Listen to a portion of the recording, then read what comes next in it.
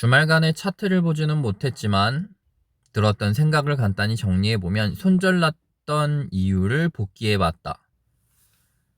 나는 이 전고점을 넘겼다는 전제로 생각했을 때 전고점을 넘겼기 때문에 빠르게 상승한 이후에 하락할 것이다 라고 생각하고 그리고 빠르게 이렇게 진입을 하게 됐었는데, 사실 보면 이 전고점을 넘겼다고 해서 무조건 빠르게 상승한 후에 빠르게 하락한다고 말할 수는 없었던 거고, 그러면 여기에서 진행되는 파동의 카운팅을 조금 더 명확하게 했어야 했는데, 여기서 진행된 파동, 이 A, B, C로 진행되는 이 파동에 대한 카운팅을 정확하게 하지 않았었던 것 같다라는 생각이 든다.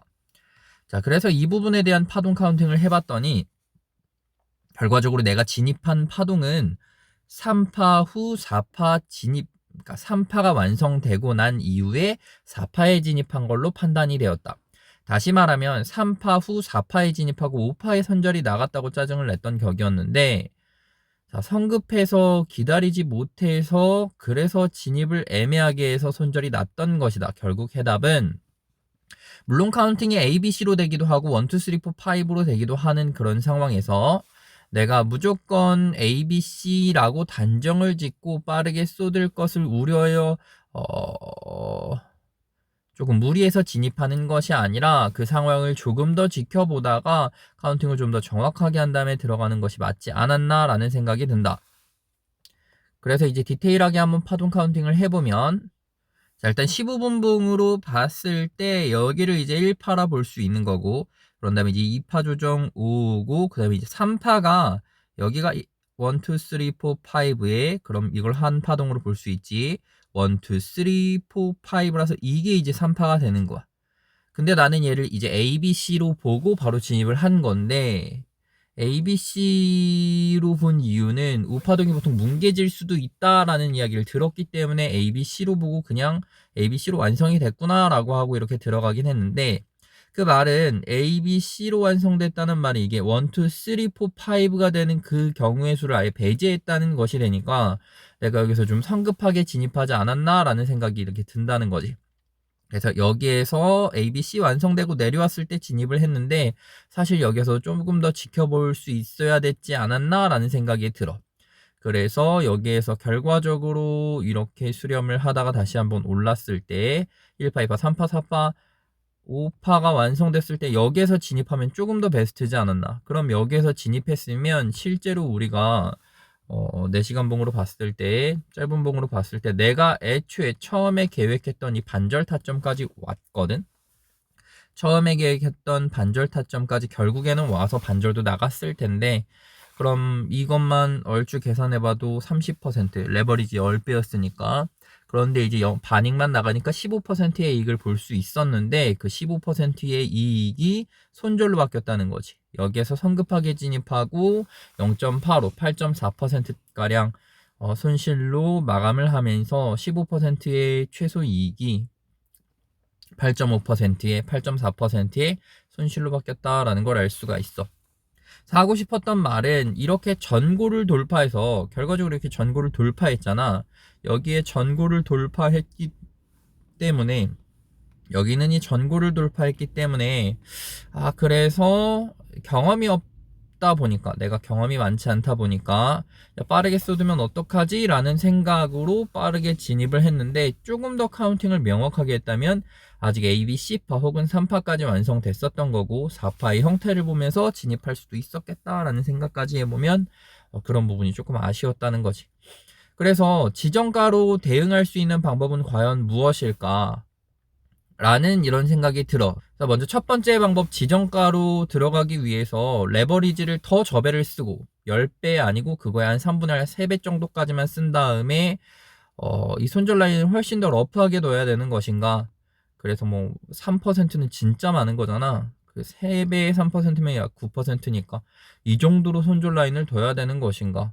그러니까 지정가로 하기 위해서 이렇게 둔 다음에 이제 마무리가 돼서 이 정도 시점에서 마무리가 된 다음에 한 이 정도쯤의 시점으로 오면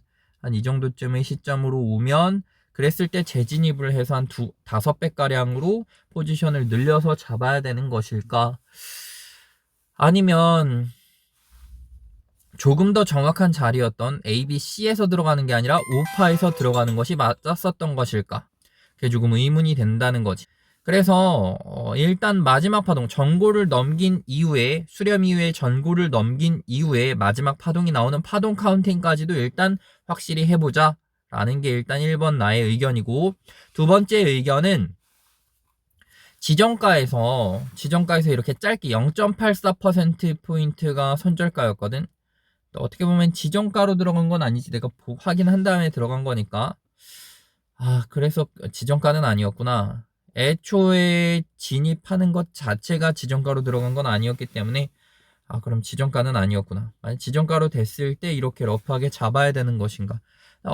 매영남님을 보면, 매영남님께서는 이제 손절 라인을 이렇게 웨지가 그려질 법한 상황 혹은 오파가 완성될 법한 상황에서 이렇게 들어갔을 때 바로 손절하시지는 않거든. 물론 무조건 손절은 하시는데, 자리를 지키며 매매하시기 때문에 무조건 손절은 하시는데, 근데 이제 이렇게 딱 칼 손절로 이렇게 해놓지는 않으셔. 그러니까 한 번 더 올라갔다가 내려갈 수 있다는 전제를 가진 상태에서 이제 매매를 하시다 보니까, 근데 그런 매매는 이제 자리를 지키면 그게 가능하지만 자리를 지키지 않으면 이 러프한 수준을 어디까지 둬야 되는지 알 수가 없는 거잖아. 알 수 없을 때를 대비해서, 그런 걸 대비해서 저 레버리지로 이렇게 손절 라인을 좀 길게 둬야 되나 이런 고민도 되기는 한다. 그러니까 정확한 파동의 완성이 확인이 되면, 예를 들어 이 우파 같은 자리는 정확한 파동의 완성이 확인이 된 거잖아. 1, 2, 3, 4, 5의 5파에 5파까지도 다 카운팅을 할 수 있는 상황이기 때문에, 이런 상황에서는 확실히 이 녀석을 손절 라인으로 가져갈 수 있겠지만, 얘를 확실히 손절 라인으로 가져갈 수 있겠지. 하지만 그렇지 않은 상황에서는 조금 더 이렇게 러프하게 잡아야 되나, 이게 되게 고민이 되는 거지. 정말 고민이 된다. 결과적으로 손절이 나와서 조금 짜증은 났었다. 왜냐면 방향이 맞았잖아. 결과적으로 여기서 진입한 게 손절이 안 나갔으면 여기까지 오는 방향이 맞아서 반익이 또 됐었던 거잖아. 물론 지금 다시 급등이 나와서 조금 애매한 상황이나, 애매한 건 아니고 어쨌든 급등이 나와서 이후에 추세를 더 지켜보긴 해야 되는데, 방향이 맞고 반절까지 나갈 수 있었던 상황이 짧은 손절 라인으로 인해 손절로 마무리된 게, 그러니까 수익을 볼 수 있었던 상황이 손실로 마무리가 된 게 15%의 수익이 마이너스 8%로 찍힌 그 기회비용이라 표현해야 되나? 그런 상황이 여기에서의 내 전략의 개선을 필요로 하는 게 아닌가 이런 생각이 든다. 그래서 손절 라인이 너무 짧았던 거 아닌가. 그렇다면 내가 길게 가져간다면 무조건 레버리지를 낮춰서 최대 낙폭을 조정하면 되는 거니까, 전략적으로 어떻게 접근해야 될지를 좀 고민해 보고 싶다. 전략적으로. 그래서 1차적으로 여기서 들어간 다음에, 1차적으로 여기에서 들어간 다음에, 그 다음에 이렇게 러프하게 잡아놓고, 그리고 오파가 완성이 되겠지. 완성되고 꺾여서 내려오는 거를 확인한 그 시점에 다시 여기에서 하나 더 진입하는 방법으로, 그래서 레버리지를 한 5배까지 키우는 방법으로 그런 식으로 매매를 해야 되는 것인가 라는 본질적인 의문이 들고 있다. 일단은 그래서 손절이 나갔던 이유를 다시 한번 되짚어 봤고, 손절 나갔다는 이유는 카운팅을 잘못했었다는 것, 그리고 그렇게 나온 카운팅에 대해서 조금 더 숙고의 시간이 필요했다는 것.